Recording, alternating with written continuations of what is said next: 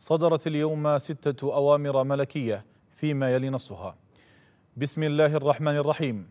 الرقم ألف تقسيم 52، التاريخ 3 ربيع الآخر عام 1436 للهجرة.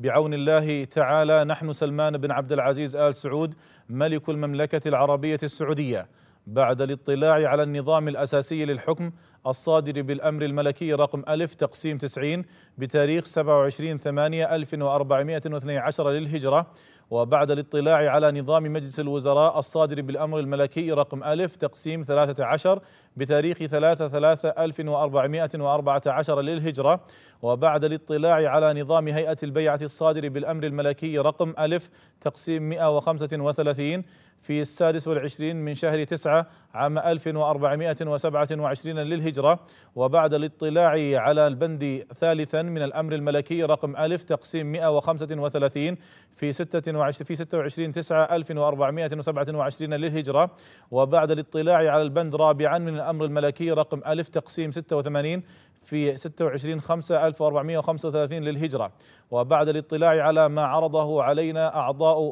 على أعضاء هيئة البيعة حيال اختيار صاحب السمو الملكي الأمير محمد بن نايف بن عبد العزيز آل سعود وليا لولي العهد وتأييد ذلك بالأغلبية، وبناء على ما تقتضيه المصلحة العامة فقد اخترنا صاحب السمو الملكي الأمير محمد بن نايف بن عبد العزيز آل سعود وليا لولي العهد، وأمرنا بتعيين سموه نائبا ثاني لرئيس مجلس الوزراء وزيرا للداخلية سلمان بن عبد العزيز آل سعود. صدر اليوم أمر ملكي فيما يلي نصه. بسم الله الرحمن الرحيم. الرقم ألف تقسيم 53، التاريخ 3/4/1436 للهجرة.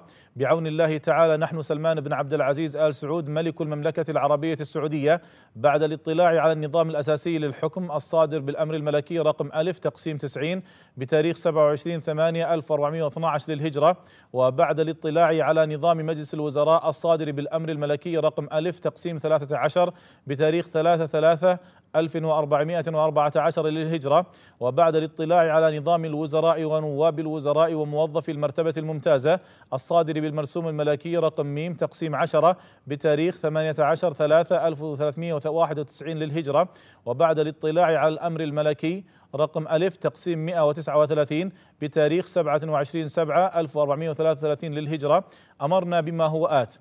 أولا، يعين صاحب السمو الملكي الأمير محمد بن سلمان بن عبد العزيز آل سعود وزيرا للدفاع إضافة إلى عمله. ثانيا، يبلغ أمرنا هذا للجهات المختصة لاعتماده وتنفيذه سلمان بن عبد العزيز آل سعود.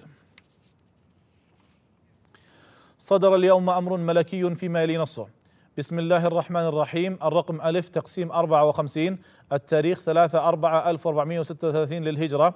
بعون الله تعالى نحن سلمان بن عبد العزيز آل سعود ملك المملكة العربية السعودية، بعد الاطلاع على النظام الأساسي للحكم الصادر بالأمر الملكي الكريم رقم ألف تقسيم 90 بتاريخ 27/8/1412 للهجرة، وبعد الاطلاع على نظام مجلس الوزراء الصادر بالأمر الملكي رقم ألف تقسيم 13 بتاريخ 27/8/1412 للهجرة، وبعد الاطلاع على نظام مجلس الوزراء الصادر بالأمر الملكي رقم ألف تقسيم 13 بتاريخ 3/3/1414 للهجرة، وبناء على ما تقتضيه المصلحة العامة أمرنا بما هو آت.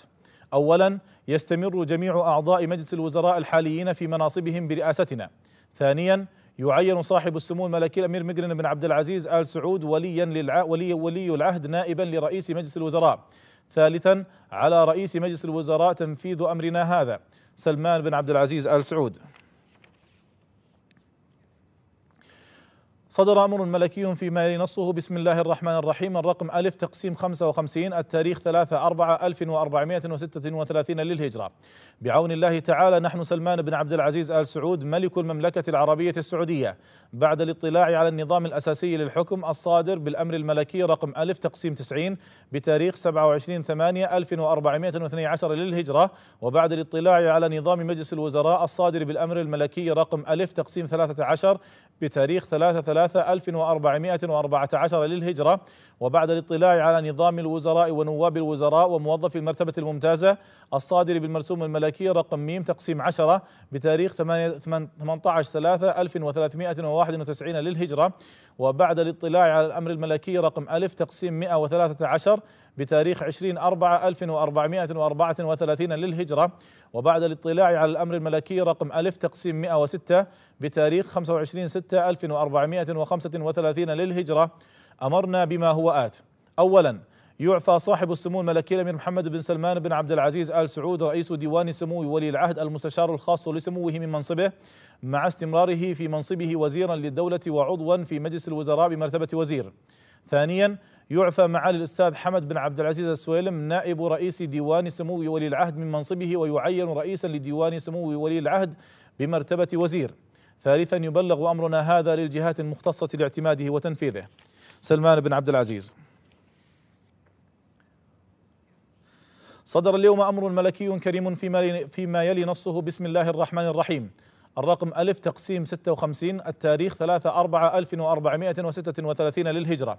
بعون الله تعالى نحن سلمان بن عبد العزيز آل سعود ملك المملكة العربية السعودية بعد الاطلاع على النظام الأساسي للحكم الصادر بالأمر الملكي رقم أ تقسيم 90 بتاريخ 27/8/1412 للهجرة، وبعد الاطلاع على نظام مجلس الوزراء الصادر بالأمر الملكي رقم أ تقسيم 13 بتاريخ 3/3/1414 للهجرة، وبعد الاطلاع على نظام الوزراء ونواب الوزراء وموظفي المرتبة الممتازة الصادر بالمرسوم الملكي رقم م تقسيم 10 بتاريخ 18/3/1391 للهجرة، وبعد الاطلاع على الأمر الملكي رقم أ تقسيم 142 بتاريخ 24/7/1432 للهجرة، أمرنا بما هو آت.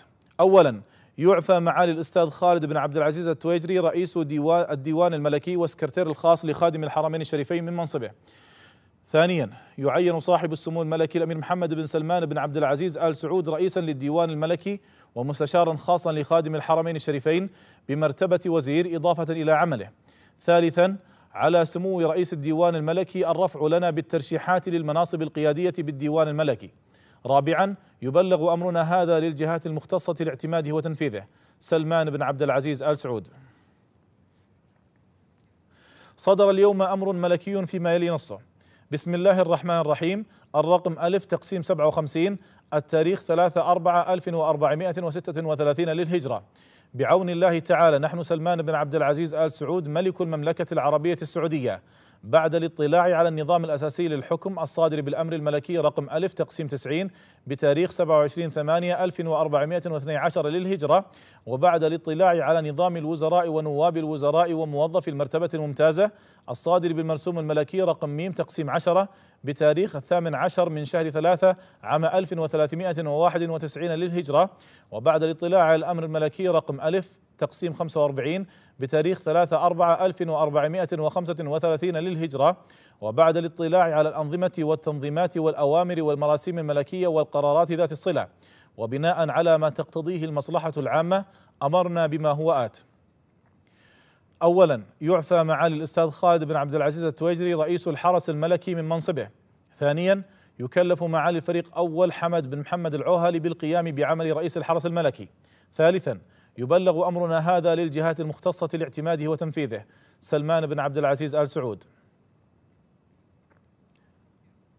صدر بيان من الديوان الملكي فيما يلي نصه: بناء على الأمر الملكي رقم أ تقسيم 52 وتاريخ 3/4/1436 للهجرة المتضمن اختيار صاحب السمو الملكي الأمير محمد بن نايف بن عبد العزيز آل سعود وليا لولي العهد، فقد دعا خادم الحرمين الشريفين الملك سلمان بن عبد العزيز آل سعود يحفظه الله لمبايعة صاحب السمو الملكي الأمير محمد بن نايف بن عبد العزيز وليا لولي العهد، وذلك خلال البيعة لمقام خادم الحرمين الشريفين وسمو ولي عهده يحفظهما الله بقصر الحكم في الرياض بعد صلاة عشاء هذا اليوم الجمعة 3 من شهر ربيع الآخر لعام 1436 للهجرة بمشيئة الله تعالى.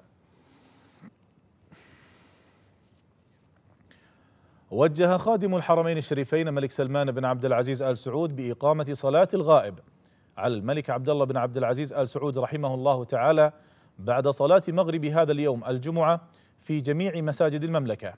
أعلن ذلك معالي وزير الشؤون الإسلامية والأوقاف والدعوة والإرشاد الدكتور سليمان بن عبد الله أبا الخيل.